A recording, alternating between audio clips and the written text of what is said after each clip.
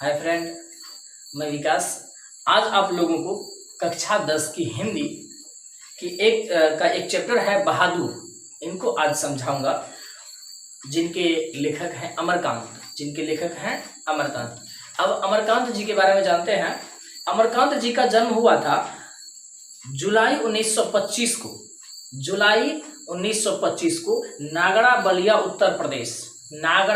उत्तर प्रदेश जुलाई 1925 ईस्वी को जन्म हुआ था। इन्होंने एक कहानी, बहुत ही अच्छा कहानी लिखा है जिनका नाम है बहादुर कहानी में एक ऐसे बच्चा का चित्रण किया गया है जो कि बहुत ही मेहनती है।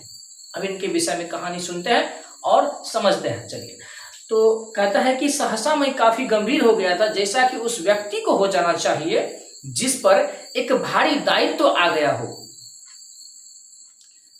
वह सामने खड़ा था और आंखों को बुरी तरह मलका रहा था।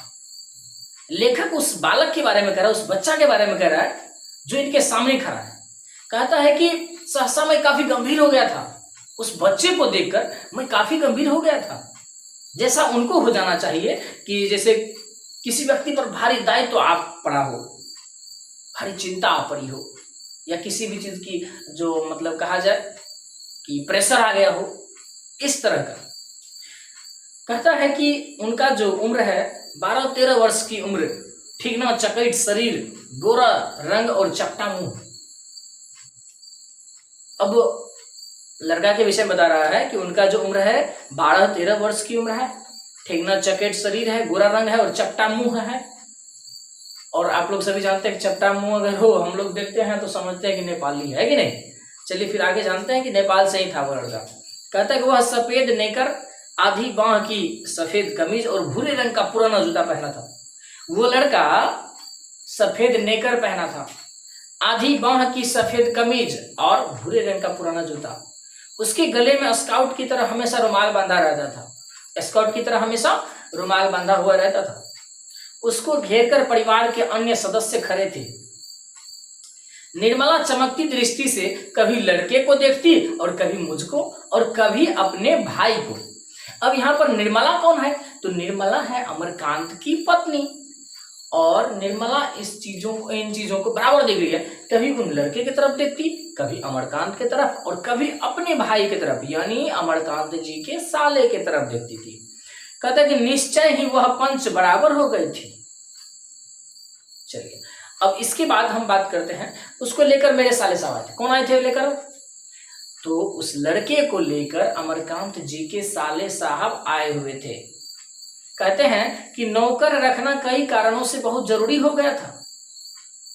मेरे सभी भाई और रिश्तेदार अच्छे ओहदे पर थे, उन सभी के यहाँ नौकर थे। अब अमरकांत जी कहते हैं कि मेरे भाई सब जो थे और या उनके रिश्तेदार जो भी थे अच्छे ओहदे पर थे, इसीलिए उन लोगों के यहाँ नौकर थी। मैं जब बहन की शादी में घर गया तो वहां नौकर का सुख देखा। मैं जब बहन की शादी में घर गया तो वहां देखा नौकरों का सुख। मेरी दोनों भाभियां रानी की तरह बैठकर चारपाइयां तोड़ती थी और निर्मला को सवेरे से लेकर रात तक खटना पड़ता था।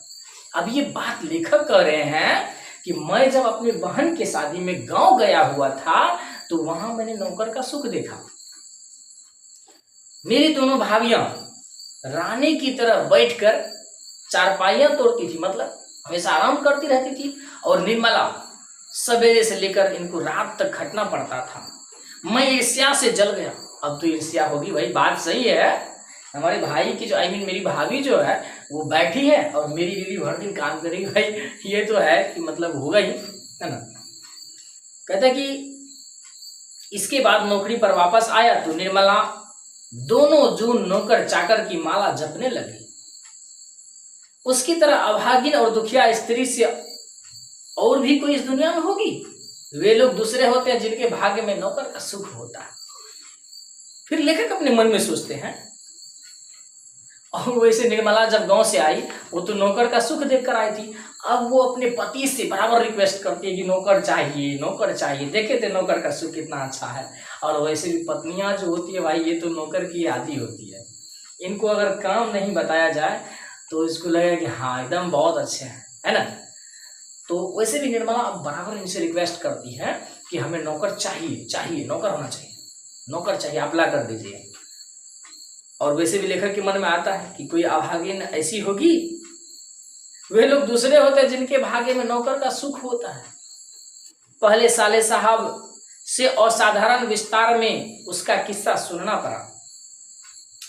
अब बात वहां से दूसरी आ जाती है। कहते हैं कि पहले जो हमारे साले साहब थे वो जो किस्सा सुना रहे थे, उनके किस्से को विस्तार स्वरूप सुनना पड़ा इस लड़के के विषय में, लड़का के विषय में। ये लड़का जो मिला था, अब ये कौन है भाई, इनके विषय में बात करते हैं। कहता है कि वह एक नेपाली था। वह लड़का कहाँ का था? नेपाल का। नेपाल के रहने वाले को नेपाली कहते हैं, भारत के रहने वाले को भारतीय कहते हैं। इसी तरह से कहता जिसका गांव नेपाल और बिहार की सीमा पर था। उस लड़का का गांव कहाँ था?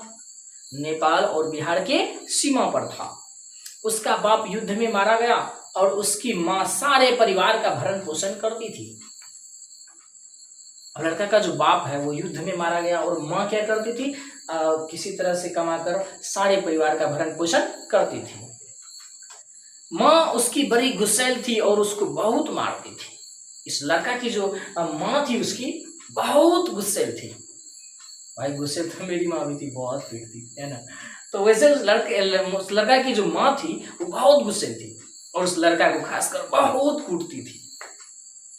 माँ चाहती थी कि लड़का घर के कामकाज में हाथ बटाए, जबकि वह पहाड़ या जंगलों में निकल जाता और पैरों पर चढ़कर चिड़िया के घोंसले में हाथ डालकर उनके बच्चे पकड़ता या फल तोड़कर खाता।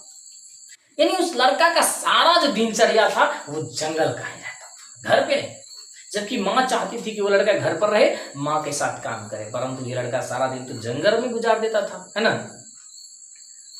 कभी कभी वह पशुओं को चराने ले जाता था। कभी कभी उसका मन जब सुधर जाता था तो वो भैंस भी चराने ले जाता था। अपने जो पशु थे उनके पास, उनको चराने ले जाता था। उसने एक बार भैंस को बहुत मारा। एक बार उसने अपने भैंस को बहुत मारा, जिसको उसकी माँ बहुत प्यार करती थी, इसीलिए जिससे वह बहुत चिढ़ता था। अब लोग बात भी सही है। लड़का सोचता है कि भाई हम बेटा है, हमसे प्यार नहीं, और ये एक जानवर है भैंस, इनसे इतना प्यार, चिढ़ता था उससे हमेशा, है ना। बहुत पीटा उस भैंस को। मार खाकर भैंस भागी भागी उसकी माँ के पास चली गई, जो कुछ दूरी पर एक खेत में काम कर रही थी। जब भैंस को लगा लाठी तो भागकर चली गई वो लड़का के माँ के पास। कुछ दूरी पर उसकी माँ काम कर रही थी खेत में, वहां जाकर भैंस खड़ी हो जाती है। जरूर लौंडे ने इसको काफी मारा होगा, वह गुस्से से पागल हो गई। अब माँ जैसे ही भैंस को देखी, उसके समझ में आया जरूर लौंडे ने इसे मारा होगा, नहीं तो भैंस यहां भागी क्यों आती। वह गुस्से से पागल हो गई। माँ तो एकदम गुस्सा, पूरा गुस्सा। जब लड़का आया तो माँ ने भैंस की मार का काल्पनिक अनुमान करके एक डंडे से उसकी दोगुनी पिटाई कर दी और उसको वहीं कराता हुआ छोड़कर घर लौट गई। अब माँ ने अंदाजा लगाया कि जितना लाठी लड़का मारा होगा भैंस को, उसका 2 गुना लाठी लड़का को मार दिया। मान लीजिए अगर लड़का भैंस को 10 लाठी मारा तो लड़का को कितना लगा होगा? 20 लाठी लगा होगा। एकदम दे दम लड़का को पीटकर कराता हुआ छोड़कर वह माँ, उनकी जो माँ है वो चली जाती है घर। लड़का का दिल माँ से फट जाता है। अब जो मन है लड़का का वो माँ से फट जाता है। वह रात भर जंगल में छिपा रहता है। वह रात भर जंगल में छिपा रहा। जब सवेरा होने को आया तो वह घर पहुंचा और किसी तरह अंदर चोरी चुपके घुस गया। सवेरा होते ही घर पहुंचा और चोरी चुपके घर के अंदर घुसा। फिर उसने घी की हंडियों में हाथ डालकर माँ के रखे रुपयों में से 2 रुपया निकाल लिया। देखिएगा यहाँ एक पॉइंट है। अब लड़का चुपके से अंदर गया, घी वाले मटके में से, हंडिया में से 2 रुपये निकाले। तो आपसे प्रश्न ऑब्जेक्टिव में क्या जाएगा कि लड़का अपने माँ के यानी अपने घर से घी के हंडिया में से कितने रुपये लेकर भागा? तो 2 रुपये। याद रखना है। अंत में 9 2 11 हो गया। 9 2 11 मैंने भाग जाना, भाग गए। वहां से 6 मील की दूरी पर बस स्टेशन था। वहां गोरखपुर जाने वाली बस थी। उसी पर सवार हो गया लड़का, है ना। चलिए अब फिर लड़का के बारे में बातचीत होती है। तुम्हारा नाम क्या है? मैंने पूछा। लेखक पूछा तुम्हारा नाम क्या है? लड़का कहता दिल बहादुर साहब। लड़का क्या कहता है, दिल बहादुर। उनके स्वर में एक मीठी झंझनाहट थी, उनके स्वर में एक मीठी झंझनाहट, जैसे एक बच्चा अगर बोलता है ना तो उनके शब्द को सुनने में क्या मजा आता है। वही कहते हैं कि उनके स्वर में एक मीठी झंझनाहट थी। मुझे ठीक ठीक याद नहीं है कि मैंने उसको क्या हिदायतें दी, क्या जरूरी चीजें समझाई, मुझे याद नहीं है। तो चलिए दोस्तों, वीडियो बड़ा नहीं करते, फिर इनको दूसरे पार्ट में हम डाल देंगे। चलिए, तब तक इस वीडियो के लिए आपका धन्यवाद। नेक्स्ट वीडियो में